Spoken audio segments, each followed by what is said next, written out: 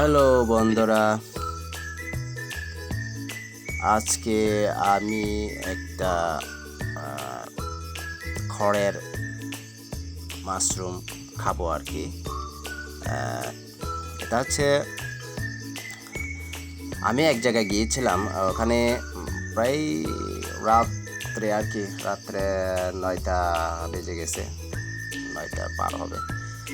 আর ওখানে গিয়ে হঠাৎ করে দেখলাম খড়ের স্তূপে খড়টা পচে গেছে। পচে যাওয়ার পর ওখানে যে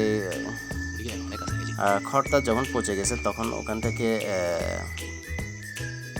মাশরুম প্রাকৃতিক উপায়ে হয় আর কি, প্রাকৃতিক উপায়ে মানে ফুটে আর কি। এগুলো তা যেগুলো খাওয়ার যোগ্য সেগুলো আমি বেছে বেছে তুলতেছি আর কি। যেগুলো খাওয়ার যোগ্য না ওগুলো আমি তুলবো না। এই যে যেগুলো খাওয়ার যোগ্য সেগুলো আমি তুলতেছি। আর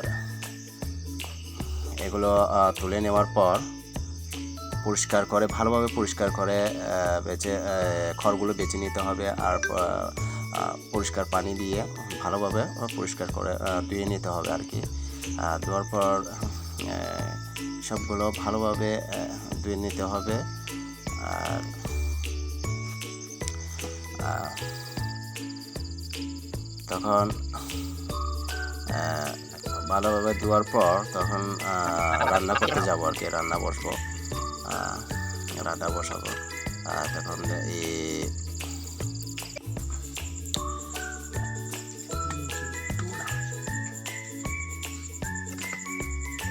এই যে মরিচ, কিছু মরিচ, চিংড়ি শুকনো, এখানে কিছু পরিমাণ মতো হলুদ, পরিমাণ মতো